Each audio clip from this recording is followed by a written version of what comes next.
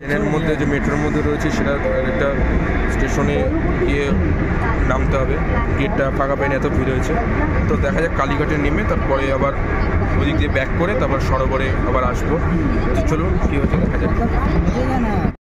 তো এখন বাড়ি যাচ্ছি, মেট্রো স্টেশনে দাঁড়িয়ে রয়েছি, দেখতে পাচ্ছেন এটা হচ্ছে মেট্রো স্টেশন আমাদের। এদিকে মেট্রো স্টেশনে দাঁড়িয়ে রয়েছি, একটু পরেই মেট্রো আসবে, এখনও টাইম দেয়নি, আর সেই দাঁড়িয়ে রয়েছি। তো চলুন পুরোটা দেখা যাক কী হচ্ছে। রাস্তা যেতে যেতে আপনাদের আজকের আমার এই ব্লগটা আপডেট দেবো।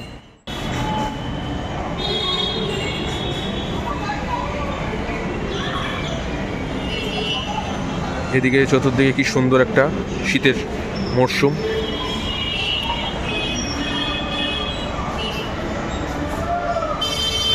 সিগন্যাল তো সবুজ হয়ে রয়েছে, কখন ট্রেন আসে এদিকে লোকাল টোটাল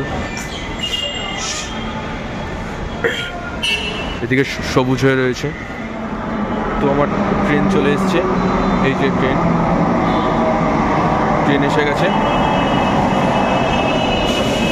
ট্রেনে উঠবো। এই যে ট্রেন দাঁড়িয়ে পড়েছে, ট্রেনে উঠবো। তো চলো উঠা যাক, তারপর দেখা কথা। মেট্রোতে উঠে পড়েছি আর এখন হচ্ছে বাড়ির দিকে যাচ্ছি। এরপরে কোথায় যাচ্ছি সেটাও আপনাদের জানবো। এই যে মেট্রো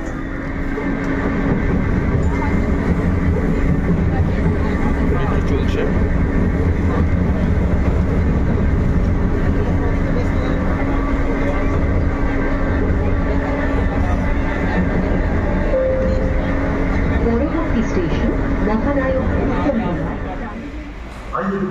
এটা হচ্ছে কালীঘাট স্টেশন। বলতে আর হুঁশ নেই, এতই ট্রেনে ভিড় ছিল। আর যেখানে কালীঘাট স্টেশনে নেমে গেছি, মানে রবীন্দ্র সরোবরে নামবো, তার একটা স্টেশন বেশি নেমে গেছি। স্টেশনে নেমে গেছিলাম, কারণ হচ্ছে এইটা এখন হচ্ছে গিয়ে এখানে কালীঘাটে নামলাম। এই যে কালীঘাট দিকে ট্রেন আসবে, কখন ট্রেন আসে সেটা যখন দেখি দাঁড়িয়ে, সেটার জন্য এই ট্রেনটা বেরিয়ে আপনারা দেখতে পেলেন, ওই ট্রেনটা থেকেই নামলাম। সরোবরে নামার কথা, একটা স্টেশন দেরিতে নেমেছি কালীঘাটে।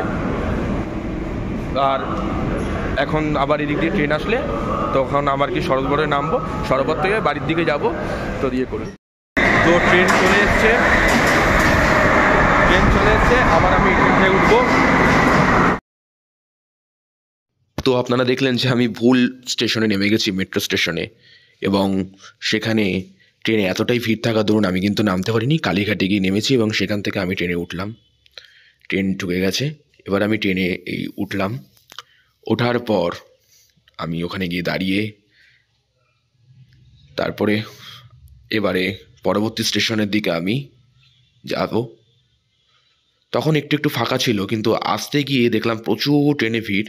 তবে জায়গাও পেয়ে গেছিলাম আমি কপাল করে, যাকে একটা বসার জায়গা পেয়েছি। কানে হেডফোনটা তখন দিয়ে নিয়েছিলাম, চুলটাকে একটুখানি দেখে নিলাম। তবে অনেক কিছু বলছিলাম, সেই বক্তব্যগুলো আপনি আওয়াজের মাঝখানে শুনতে পাবেন। ভুল স্টেশনে তো নেমে গেছিলাম কালীঘাটে, আবার ঘুরে আসলাম। তো এখন আমার রবীন্দ্র সরোবরে নামলাম। এই যে রবীন্দ্র সরোবরে মেট্রো স্টেশনে নামলাম।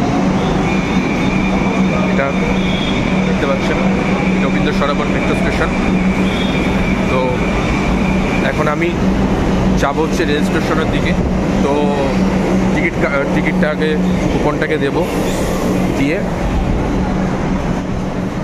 তো সেভাবে যাব। এই যে উঠছি, চাপ। তো এই হচ্ছে ব্যাপার। এই টিকিট করব, আর টিকিট দেওয়া হলো। তো যাব এখন হচ্ছে উপর দিয়ে সোজা রেল স্টেশনে। হাওয়া দিচ্ছে প্রচণ্ড, এমনি শীত, তার মধ্যে এসিটা চালিয়েছে। ও ট্রেন মনে হচ্ছে চলে এসছে 1:04। দেখা যাক কী হয়। আপাতত প্রচুর ঠান্ডা দিচ্ছে বাইরে প্রচুর ঠান্ডা। হাঁপিয়ে গেছি, ট্রেনটা ধরতে হবে, দৌড়াবো ট্রেনের সাথে সাথে।